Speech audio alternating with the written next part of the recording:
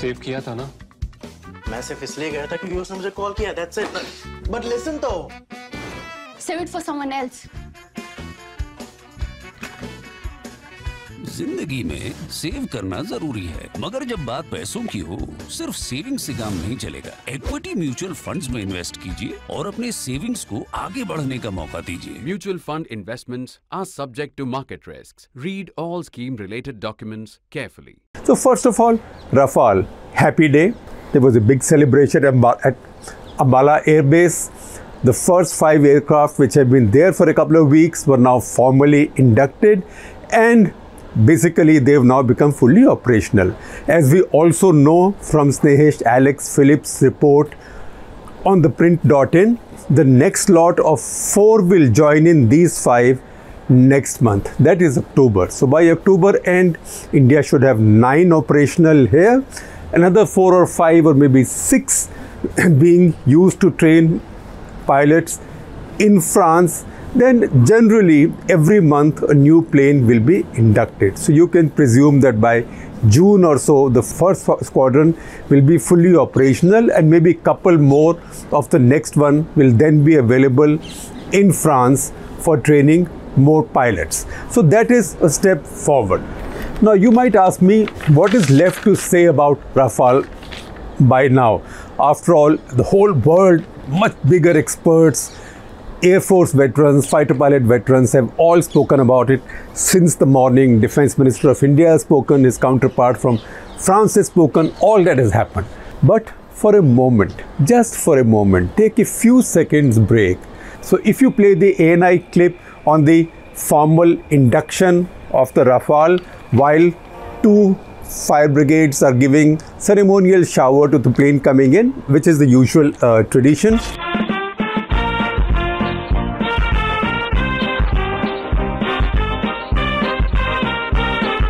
You can probably recognize the tune. It is Congratulations by Cliff Richard, and our friend Naresh Fernandez, who is a music buff, also the editor of Scroll, he pointed out very quickly that Cliff Richard is also a good example of Atmanirbhar or Made in India, because he was after all born in India in 1940.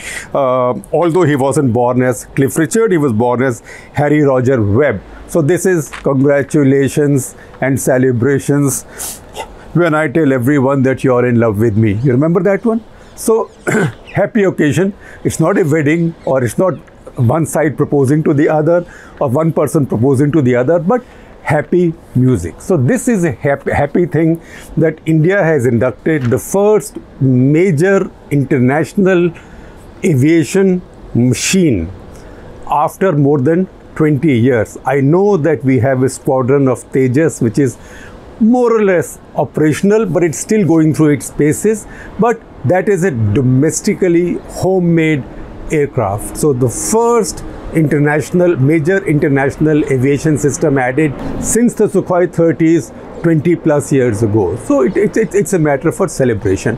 Now once you have these planes, and you know that you will have 4 now and then more and more, as I explained to you, what difference will it make? There is a lot of euphoria.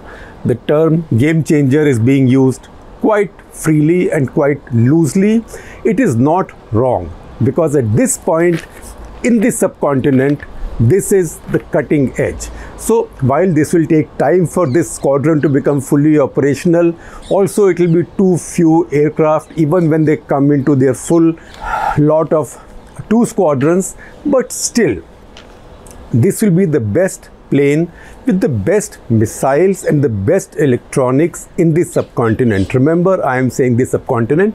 I am not yet saying China, because other factors come in there. Chinese might have some things which are of a higher category, but they might have limitations to what they can use over Tibet, given how far their air bases are. Leave all that aside. If you put this plane up in the sky with all its complement of missiles, and you can see the picture, MBDA, which manufactures the missiles, has shared a picture of a fully loaded Rafale with 3 kinds of missiles. The Meteor, that a lot of us are talking about, which will now be the longest range missile in the subcontinent. Number 2, Mica, which is as good as the longest range missile currently in this subcontinent. That is the American AMRAAM, that Pakistani F-16s field, and Scalp, which is a long range, very expensive, very heavy, long range air to surface cruise missile. So Scalp, for example, could do the job that earlier the Spice weapons did with a from a much closer range, but this can do it from a much longer range. Frankly, for hitting Balakot, it would not have had to even cross the line of control or the border. So these three missiles and the radar is what make this aircraft different and in a class apart right now. There is no doubt about that. But as we had said in Cut the Clutter 533, in a warfare, you don't say that your best aircraft will go up against your adversary's best aircraft. Sometimes it's luck, sometimes it's compulsion, sometimes it's the fog of war, and a war gives you very few choices. That's why if you go back to February 27, 2019, that is the day after Balakot, when the Pakistanis challenged Indian Air Force with dozens of F-16s and JF-17s and Mirages, we ended up in a situation where the one Indian Air Force aircraft which does not have a beyond visual range capability, it got caught in the melee, that is the MiG-21 BIS, Abhinandan's aircraft, and got shot down by a beyond visual range missile. So it was effectively shot down by a missile fired by an aircraft it could not have seen. Now it's anything it could see, as it probably did, it could fire at, but it could do nothing about something that was beyond visual range. So at that point that day, India's weakest aircraft came up against Pakistan's strongest aircraft, that is the top of the line F-16s armed with AMRAAM missiles. The other thing that happened was that while there were two Mirages, a pair each of Mirages and Sukhoi 30 somewhere there, but the fact is they were not able to bring to bear their weight in that battle. Why? The Mirages had the Mika missiles, which is an equivalent of AMRAAM, but obviously they were also very heavily outnumbered. And the two Sukhois also, they had R-77, which is a Russian radar-guided missile, which proved to be inadequate, along with the radar and fire control system that it has. So if India's adversaries look at this, say the Pakistanis look at this, they will see this as, okay, one squadron fully operational 6 months from now, two squadrons fully operational 2 years from now. It will then take time getting them networked, getting them all to develop doctrines, etc., etc., etc. Meanwhile, how do we create a situation operationally so the best Pakistani aircraft do not come up against the best Indian aircraft? Because this is not Grand Slam tennis tournament where players are seeded and then draws are taken out in such a way that you keep running into players of equal kind of seeding or equal kind of or close enough ranking. It doesn't help like that. So both air forces will develop different kinds of doctrines. China, it will be very different, because the Chinese will have to see whether they want airspace denial or they want cover for their aircraft which want to carry out operations over Indian targets, etc., etc. But once again, at this precise point, this aircraft, if it is available somewhere there, it will be a deterrent. So the chances are that the Indian Air Force will use it for quite some time, at least for the next 3-4 years, as a force multiplier, which means in an environment where Sukhoi 30s carry heavy load, or maybe even Jaguars carry heavy load, if you have a couple of Rafales higher up or in the back, that will have a deterrent effect, and that will provide protective cover to the rest. So these aircraft will be used very sparingly, as they should be. They are not cheap, they are very expensive. $120 million a piece is a lot for an aircraft, and even your Meteor missile costs 20 crores per missile. This is not cheap stuff. Now, how do you get an insight into your adversary's mind? You can always imagine things. You can do your scenarios, and I'm sure they're experts on the Indian side at our War College, at our TACD, which is the Tactical Air Combat Development Establishment, etc., who are trying to read the minds of India's adversaries. But one insight we have today is in an article written by Air Commodore Shekhar Gupta. Air Commodore Shekhar Gupta is a celebrated Pakistani fighter pilot, also a celebrated Pakistani Air Force historian, respected across the border. He's somebody who wrote a book on Pakistan Air Force in 1971 war, which was praised by many right-thinking Indians, including, and in fact, particularly Admiral Arun Prakash, former Navy chief, who had participated in 1971 war while on deputation with the Indian Air Force, flying a Hunter over Islamabad or Rawalpindi. So in fact, he also praised that book. That book by Air Commodore Gupta is called In the Ring and On Its Feet. What he had meant to say was that even though PAF had suffered quite a bit of reverses in 1971, when the war ended after 13 days, it was still in the ring and on its feet, which means it was still able to fight. Now, Shekhar Gupta has written this piece, which I am sharing with you, and which I picked up thanks to a former Indian Air Force pilot, Mirage pilot, Samir Joshi. He had tweeted this piece by Shekhar Gupta, and Samir Joshi has sometimes written for us. I'm also sharing with you a piece that Samir Joshi has written on the missile competition in the region, that is between China, Pakistan and India, essentially between China and India, and then looking at what the Russians are doing, etc.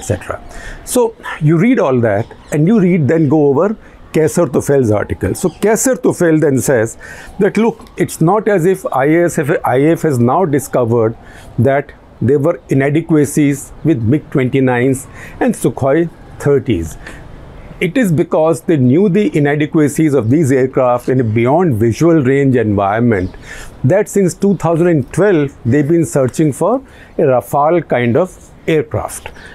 Now, this became very obvious or very evident in February, on 27th February 2019, day after Balakot. We have spoken about it in detail in the past in Cut The Clutter. As I said, there have been 14 Cut The Clutters already talking about Rafale. In fact, the very first Cut The Clutter also, episode 1 also, had talked about Rafale. Now, that showed that Indian Air Force did not have anything right now to match the F-16 AMRAAM combination.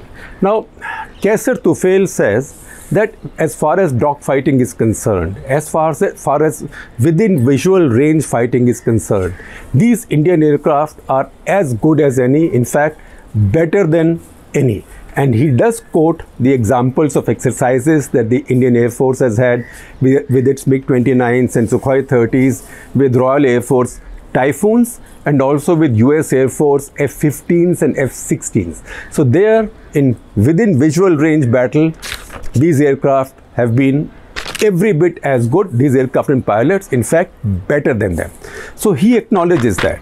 But what he does say is that Feb 27 showed that the two Indian Air Force Sukhoi 30s were not able to connect with a data link between themselves and were of no use or of no help to each other, and that caused confusion. The second thing he says is that their R-77 beyond visual range missile, which is a Russian missile with the combination of what is called as N011M BARS airborne radar, that combination did not work, although that's been praised quite a lot, but that did not work. And we also know that the Indian Air Force also said that the two Sukhois were not able to find, their computers were not able to give them a firing or a target solution. So they decided not to fire. Of course, they were good enough to dodge everything the Pakistanis fired at them. And it tells you that Shekhar Gupta is an honest soldier, because he doesn't claim that PAF downed any Sukhoi 30, something that a lot of people in Pakistan believe. But he does tell you, take him seriously when he tells you that IAF aircraft were found with limitations on that day. So those limitations are now being addressed, and he acknowledges that. Then he goes on to say, as usual, as you would expect that it will take India a couple of years to integrate Rafales fully in their system. And then he says, look, in Pakistan, we've used these F-16s for 37 years now. Even our JF-17s have been there for more than 10 years. So all his Air Force's aircraft, he says, are now fully interlinked in a to fight in a data-centric, beyond visual range environment. And there he thinks that PAF is ahead of IAF. And he says all his aircraft, that is F-16s and JF-17 essentially, are all linked into air defense ground environment, airborne early warning systems, ground sensors, everything.